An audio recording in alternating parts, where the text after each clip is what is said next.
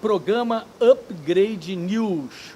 Hoje tenho o prazer de entrevistar o Dr. Luiz Felipe Roque, professor do curso MBA em Gestão e Marketing de Empresas aqui da Faculdade Gama Souza.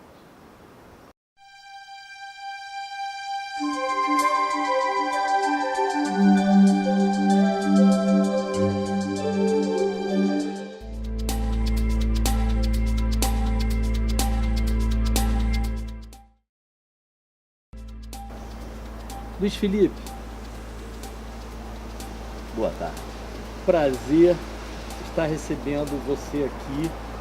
Nós nos conhecemos no mestrado da Universo e eu fiquei seu fã logo de início. Pela sua fala, a mensagem, e criamos uma parceria.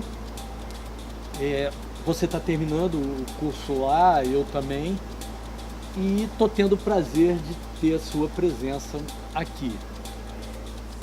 Conta para o nosso público por que você, que é um advogado, foi fazer um mestrado em Ciências da Atividade Física, já que você não é um profissional de educação física. Bom, Carlos, antes de adentrar o mérito dessa questão, eu quero lhe agradecer por essa oportunidade de estar aqui fazendo parte da sua equipe como professor nesse MBA, que está sendo muito bem falado, e contribuir com o máximo que eu puder. Então, já adentrando nessa questão, tenho a dizer que a ciência da atividade física é para além só da educação física. A ciência da atividade física envolve todos os conhecimentos que estão inseridos dentro da prática da atividade e do esporte como uma atividade lúdica, correto? Que sistematizada, institucionalizada, com as regras, não é? E com toda a sua instituição que é necessária, que é específica. O meu projeto de mestrado, o meu projeto de dissertação, ele vai do direito à educação física, passando pela sociologia. Ou seja, a educação física por estar situada na relação esportiva. O direito, porque a gente vai analisar algumas legislações relativas ao tema, correto? Que eu vou tratar e vou falar mais à frente o título. E a sociologia, porque é muito importante para a gente entender esse tema. Ou seja, o título do meu projeto de mestrado é o seguinte: os times da elite do Campeonato Brasileiro e o técnico negro. Representatividade, uma questão de justiça. Ou seja, dentro do esporte, dentro do Campeonato Brasileiro de Futebol Profissional, existe uma certa falta, né? Na verdade, não reconhecemos a representatividade do indivíduo negro no cargo de técnico de futebol profissional. Então, a gente vai buscar analisar essa relação étnico-racial existente dentro desse esporte. O porquê, o que leva, quais são as condições, o porquê que o técnico negro não consegue estar inserido dentro desses clubes de elite, apesar de termos grandes técnicos negros que foram grandes campeões, como Andrade, como Lula Pereira. A partir desse prisma, desse raciocínio, nós vamos tentar pesquisar e entender essa relação, Carlos. Esse é o foco do meu estudo.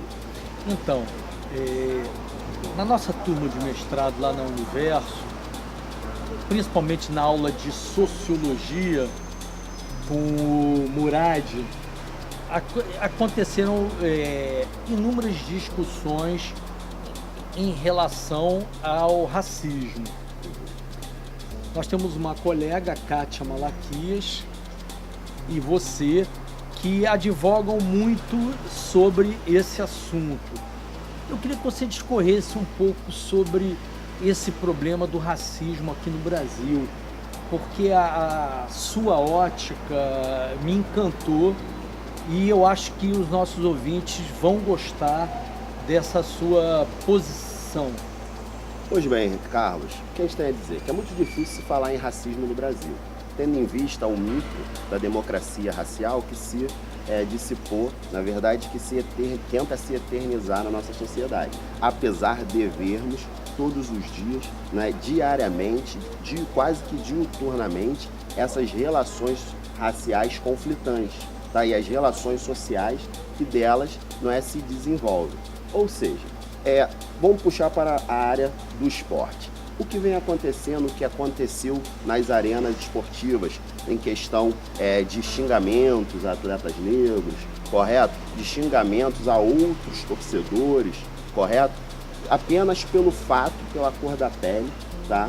Pela cor da pele dele, de alguma forma, essas pessoas que também, na maioria das vezes, não eram brancos.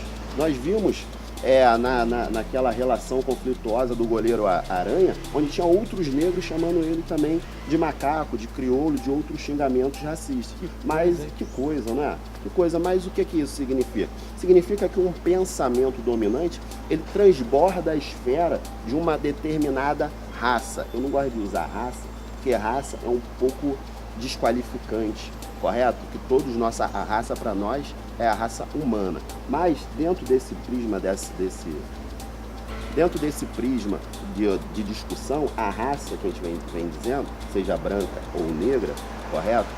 Então esse fato ultrapassa o indivíduo, de raça branca e acaba atingindo também o de raça negra, por não se reconhecer, enquanto negro, ou por também, Carlos, isso é engraçado, o efeito manada, já ouviu falar do efeito manada? O efeito manada é quando quando um grupo, os indivíduos de um grupo vão para um lado e todos aqueles indivíduos que ali dentro estão presentes, somente acompanham o grupo, sem pensar, correto? Então isso acontece muito diariamente na nossa sociedade, ou seja, tanto brancos ou negros que sem pensar reproduzem o racismo porque um grupo está levando ele a isso, que a sociedade de certa forma leva ele a isso.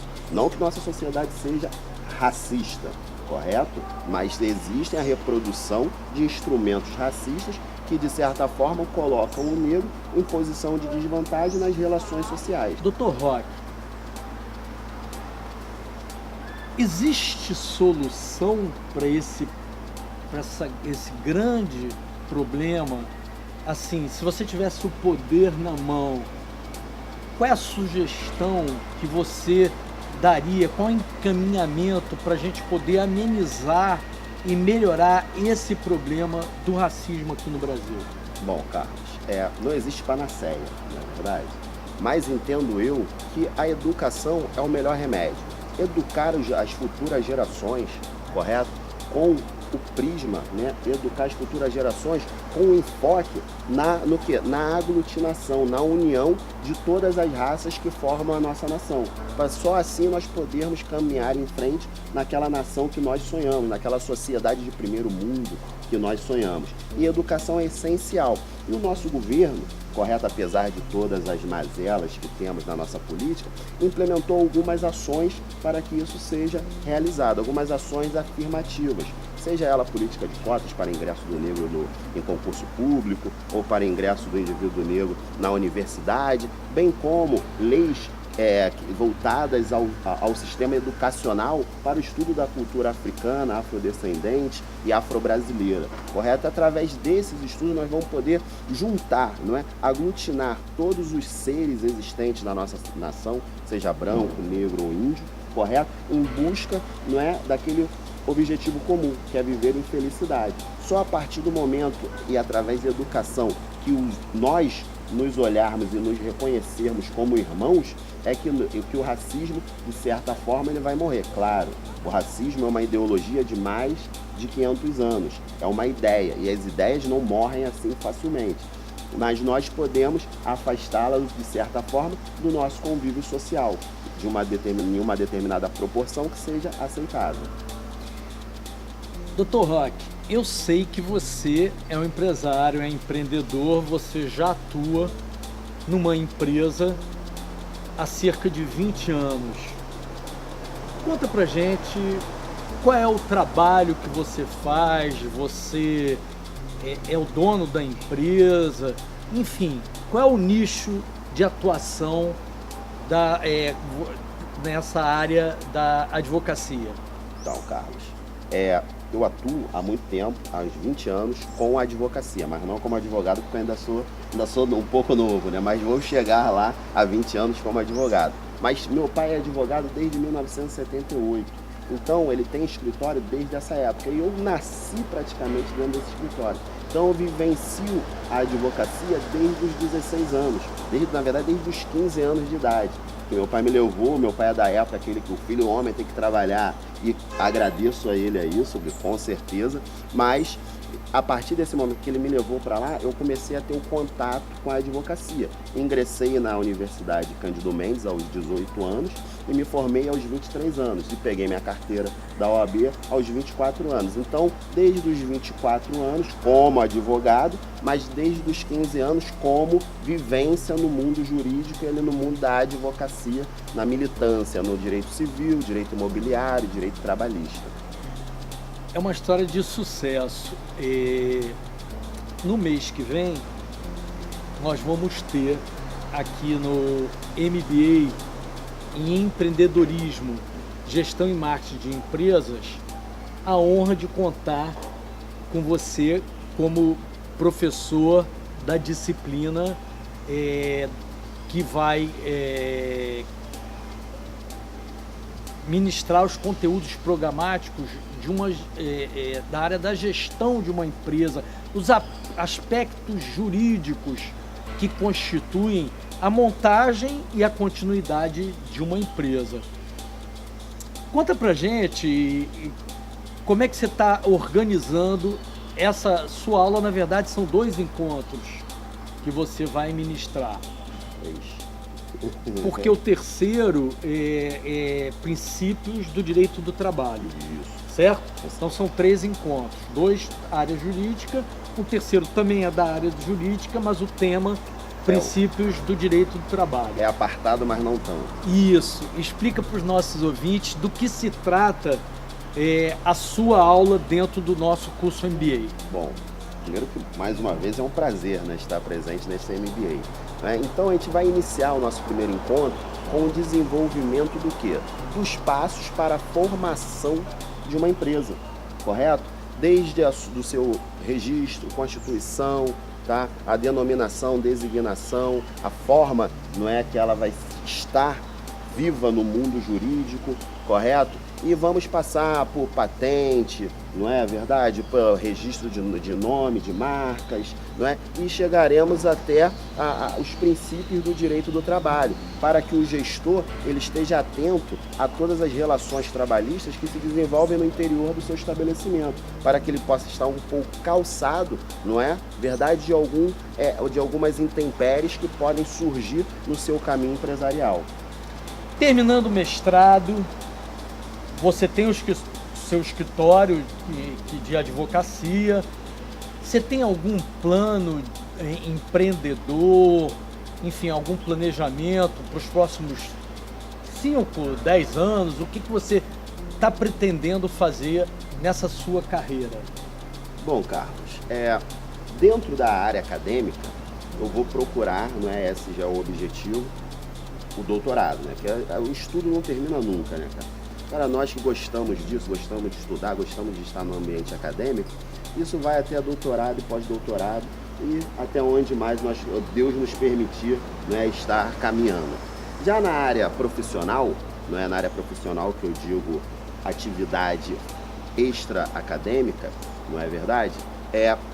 Eu sou empreendedor por natureza. Já tive, apesar de estar dentro do escritório de advocacia, ser sócio do escritório de advocacia, eu tenho outras atividades. Sou corretor de imóveis, tenho a minha, né, estou terminando de montar a minha imobiliária, tá? E é a partir desse caminho, não é, que eu pretendo seguir os objetivos da minha vida.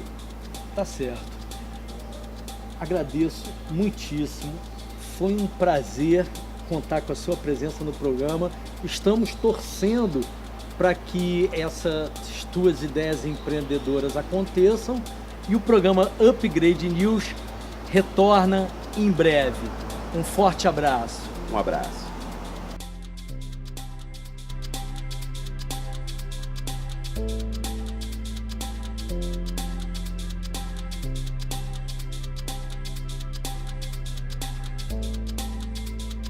Obrigado.